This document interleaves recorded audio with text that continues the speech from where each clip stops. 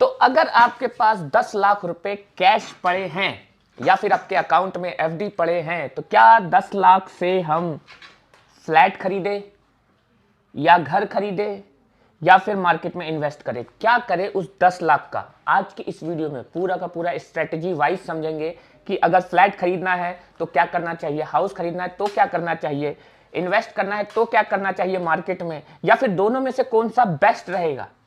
इस पे भी आज पूरे का पूरा डिटेल में चर्चा करेंगे।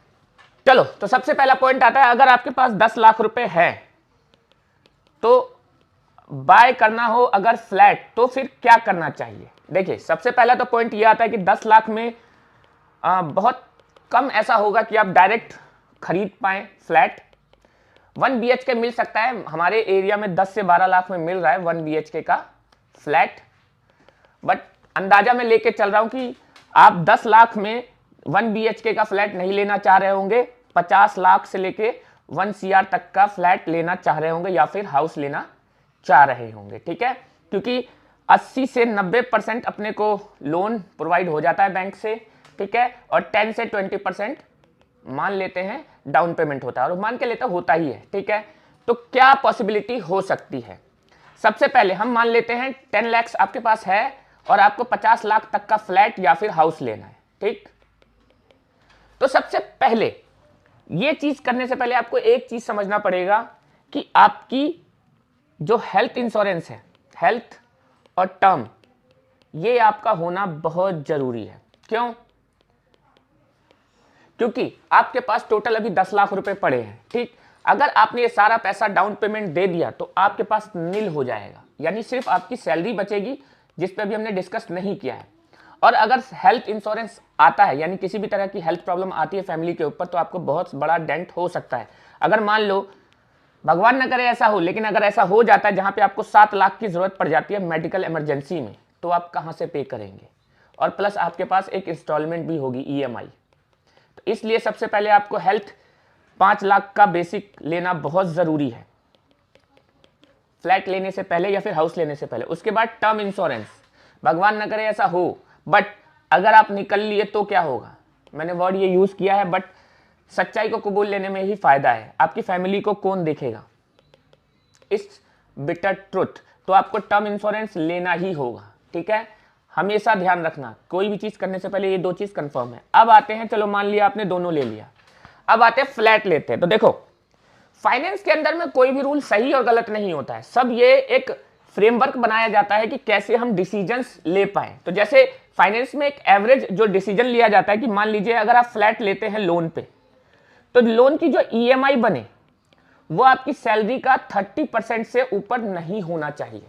अब मैंने क्यों बोला? क्योंकि 10 लाख आपके पास कैश है, बट अभी मुझे पता नहीं है कि आपकी सैलरी कितनी है।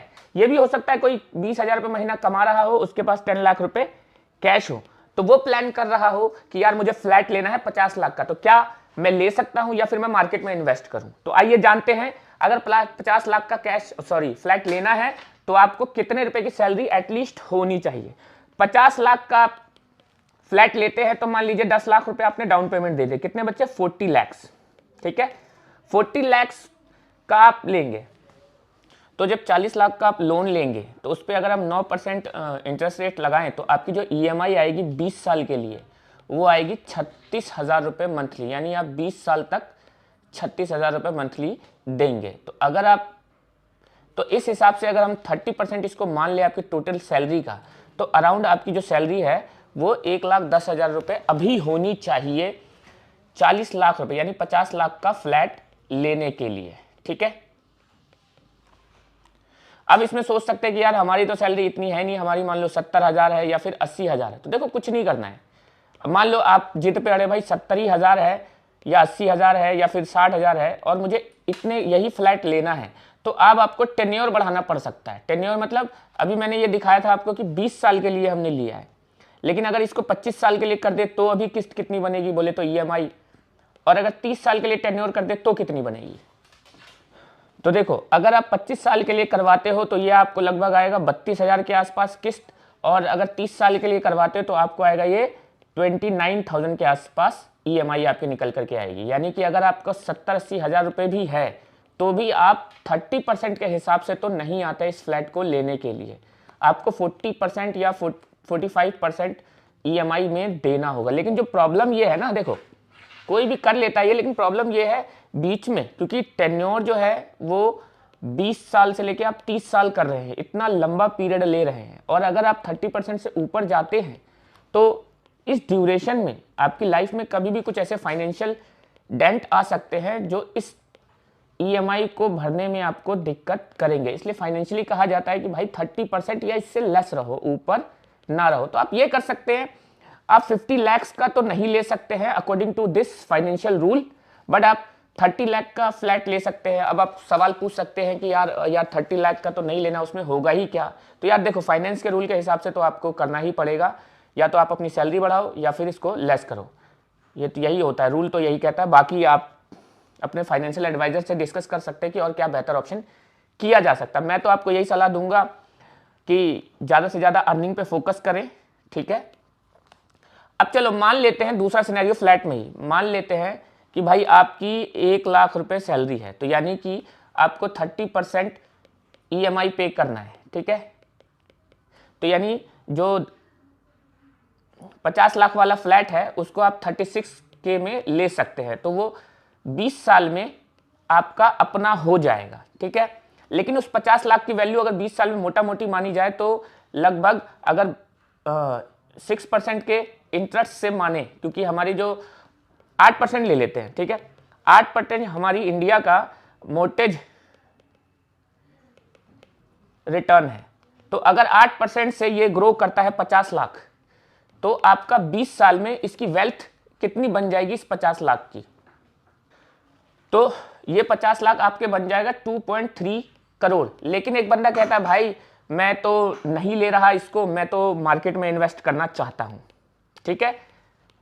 तो इसको अपन डिस्कस करेंगे जब हम फ्लैट का और मार्केट का कंपैरिजन करेंगे, तब डिस्कस करेंगे, ठीक है। अब हम आते हैं सेकंड, कोई भाई इसमें इन्वेस्ट नहीं करना चाहता है, क्या बोलते हैं फ्लैट में वो अपना रेंट पे ही रहेगा और मार्केट में इन्वेस्ट करना चाहता है, तो 10 लाख को क्या कर सकता है, और जो EMI वो करवाने वाला था फ्लैट के लिए उसको कैसे इन्वेस्ट कर सकता है, इस पे बात करते हैं, ठीक है। तो सेकंड सिनेरियो है मार्केट में आपको इन्वेस्ट करना है, तो पहला रूल तो यही आता है कि क्या आपने हेल्थ इंश्योरेंस ले लिया, डन है, तो आपको टर्म इंश्योरेंस लेना है, डन है। अब आते हैं भाई, चलो सब कुछ हो गया, अब हमारे पास दो चीजें हैं, 10 लाख प्लस सैलरी। अब देखो मुझे आपकी सैलरी नहीं पता कि आपकी सैलरी कितनी है, ठीक है, और ना ही मुझे ये पता कि आपको नॉलेज कितनी है, लेकिन मैं बेसिक मान के चल रहा हूं कि आपको एवरेज नॉलेज है और आप वर्किंग है।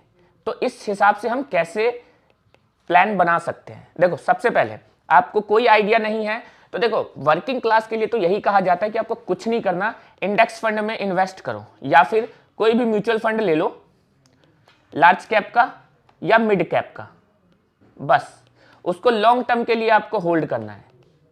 लॉन्ग टर्म बोले तो 10 ईयर 20 ईयर, इस कम से कम 10 ईयर तो आपको लेना ही है, यही एक जनरल रूल है, क्योंकि 10 ईयर के अंदर में मार्केट अब तक देखा गया है कि ऑलवेज पॉजिटिव रहती है। बाकी आगे कुछ नहीं कह सकते, क्योंकि हमेशा ध्यान रखना है स्टॉक मार्केट के अंदर में कुछ भी फिक्स नहीं है, everything can be changed, everything can be wrong, कोई भी बड़े से बड़ा प्रेडिक्टर भी रॉन्ग हो सकता है, ठीक है।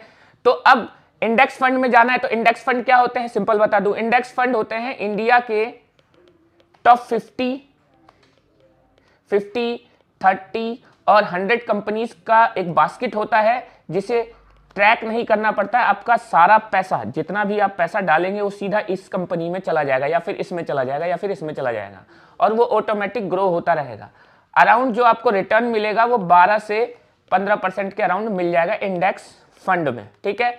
तो मान लेते हैं अगर आप इंडेक्स फंड, अब इसमें एक सवाल आता है कि कौन सा इंडेक्स फंड ले, आप कोई सा भी इंडेक्स फंड ले सकते हैं, कोई दिक्कत नहीं है, इतना ज्यादा डिटेल में नहीं जाते हैं। क्यों?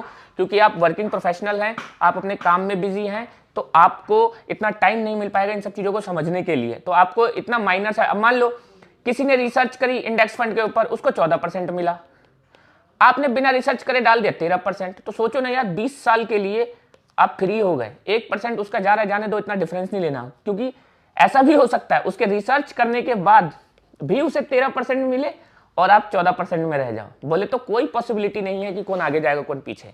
ठीक है, तो अब इंडेक्स फंड कौन सा ले, तो कोई सा भी ले लेना आप इंडेक्स फंड, कोई दिक्कत नहीं, मिड कैप लार्ज कैप में, या फिर सीधा इंडेक्स फंड ले लेना। ठीक है, म्यूचुअल फंड में भी ले सकते हो कोई सा भी मिड कैप या लार्ज कैप में से। अब आते हैं कि चलो इंडेक्स फंड में तो इन्वेस्ट करना है, लेकिन अब 10 लाख को क्या मैं लमसम डाल दूं, लमसम, या फिर एसआईपी की फॉर्मेट में डाल दूं। देखो 10 लाख रुपए आपके पास पड़े हैं, अब दो सवाल आते हैं कि यार एक साथ डाल दूं या लमसम। देखो अब मुझे नहीं पता ये वीडियो आप कब देख रहे हैं, उस समय मार्केट हाई पे है या लो पे है, आई डोंट नो। ठीक है, जैसे अभी अगर 19 जनवरी को देखें तो मार्केट का पीई 23-24 के बीच में है, मतलब ओवर वैल्यूड के आसपास चल रहा है।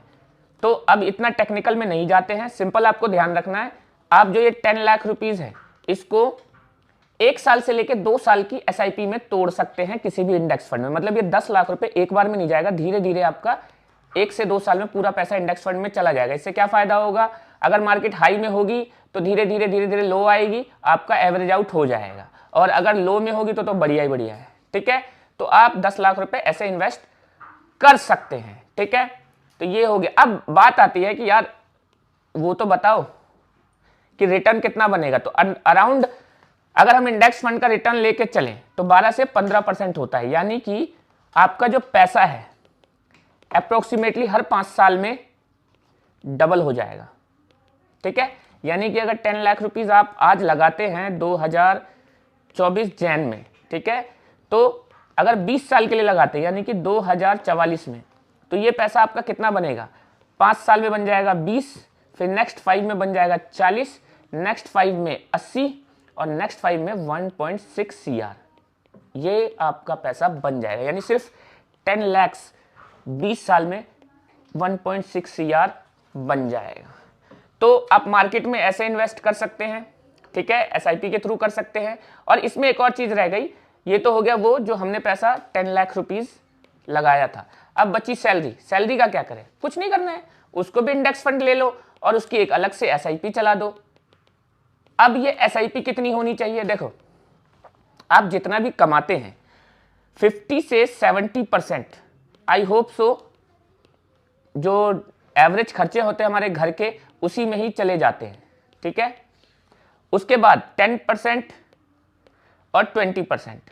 ऐसा कहा जाता है कि आप 10% इन्वेस्ट कर सकते हैं, 20% अपनी वांट्स पे खर्च कर सकते हैं। आप उल्टा भी कर सकते हैं, आप 20% इन्वेस्ट कर सकते हैं, 10% की एसआईपी करा सकते हैं। तो जो आप अर्निंग कर रहे हैं उसकी एसआईपी करा लीजिए, वो भी ग्रो हो जाएगा। मान लीजिए एक बंदा है वो 30,000 रुपये कमाता है। ठीक है, मैंने 10 लाख रुपए जो थे उसका बता दिया आपको, अब बचा 30,000 रुपये। मान लो एक बंदा सैलरी कमाता है तो इसका 10% कितना होता है, 3,000।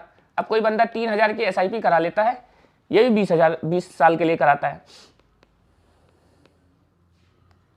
तो 3,000 की अगर आप एसआईपी कराते हैं 20 साल के लिए तो आपको लगभग 40 लाख रुपीज बन जाएंगे 2044 में। यानी आपका 10 लाख जो है वो 1.6 CR बनेगा और आपकी जो एसआईपी है वो बनेगी 40 लाख, यानी टोटल मिला के आपकी नेटवर्थ हो जाएगी 2 CR। ठीक है, तो इस तरह से पैसा बन सकता है, तो इस तरह से आप इन्वेस्ट कर सकते हैं। तो मैंने आपको बता दिया कि भाई फ्लैट करना हो तो कैसे कर सकते हैं और मार्केट में इन्वेस्ट करना हो तो कैसे। अब आते हैं यार फ्लैट खरीदे, देखो पता है क्या होता है, चीजें कोई भी अच्छी या बुरी नहीं होती, हमें देखना पड़ता है कि हम किस साइड में हैं। जैसे फ्लैट के अंदर अगर पहला पॉइंट देखा जाए तो इसमें एक प्राउड की फीलिंग आती है।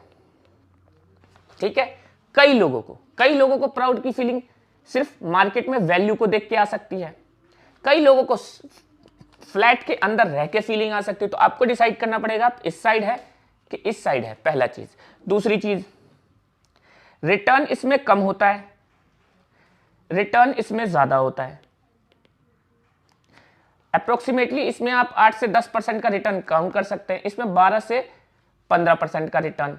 तो अब आपको चूज करना है कि प्राउड के ज्यादा प्राउड आपको इसमें आ रहा है तो आप ये चूज कर सकते हैं, आपको प्राउड इसमें ज्यादा फील हो सकता है तो ये चूज कर सकते हैं, क्योंकि सही गलत कुछ भी नहीं है, बस वैल्यू का फर्क है। इसमें इतना रिटर्न मिलता है, इसमें इतना रिटर्न मिलता है, आपको चूज करना पड़ेगा आपको क्या करना है। जैसे मैं अपनी बताता हूं, मैं क्या करता हूं, मैं इस वाले फ्रेमवर्क में ज्यादा हूं, मुझे इसमें उतना फील नहीं आता। मुझे ऐसा लगता है यार एक तो बहुत ओवर प्राइस्ड होते हैं फ्लैट, प्लस रिटर्न बहुत कम देते हैं। और जो तीसरा रीज़न है वो ये है कि हम लोग क्या है, जैसे मैं यंग हूँ, यंग एज में आते तो हम लोग का फिक्स नहीं होता हम रहेंगे कहाँ। तो शुरू में तो हम खरीद लेते हैं, लेकिन बाद में 5 साल बाद या 10 साल बाद हमें जगह चेंज करने का मन कर जाता है। ये मैं नहीं बोल रहा हूँ, ये एक्चुअली मैंने कई जगह ऑब्जर्व किया। जो लोग 40-50 के आसपास है उन्होंने, मैंने पाया कि उन्होंने अपनी लाइफ स्पैन में 2-3 जगह चेंज करी खरीद के। तो वो जो पैसा है अगर मेरा फिक्स ही नहीं है तो वो पैसा मैं फिर कम रिटर्न में क्यों लगाऊं, मैं क्यों ना ज्यादा रिटर्न में लगाऊं, है ना। ये मेरा माइंडसेट है, आपका माइंडसेट कुछ और भी हो सकता है। तो कोई भी ज्यादा और मतलब ज्यादा और कम तो है, लेकिन आपकी फीलिंग पे डिपेंड करता है कि आप किस साइड हैं। मैं मार्केट के साइड हूं, फ्लैट की साइड नहीं हूं। मैं आज भी रेंट पे ही रहता हूं। वाई? बिकॉज रेंट मेरे को टोटल वैल्यू का 2.5% पड़ता है, और उतना ही पैसा अगर मैं मार्केट में लगा देता हूं तो उस पर मुझे ज्यादा रिटर्न मिल जाता है। तो सिंपल है, आपको डिसाइड करना है कौन सी चीज आपको ज्यादा वैल्यूएबल दे रही है, क्योंकि इंडिविजुअल टू इंडिविजुअल। अब कोई बहस कर सकता है कि यार मार्केट में ज्यादा रिटर्न है, मार्केट में जाऊंगा, कोई कहेगा मार्केट अच्छा है, कोई कहेगा फ्लैट अच्छा है। तो कोई कुछ भी कह सकता है और सब सही भी है। आपको डिसाइड करना पड़ेगा कि आप कौन से साइड हैं। तो आई होप सो ये वीडियो आपको बहुत पसंद आई होगी। कोई भी पॉइंट अगर रह गया हो जो मैं कवर ना कर पाया हूं तो आप कमेंट को पूछना, कोई डाउट हो वो भी बताऊंगा मैं आपको। ठीक है, जय हिंद।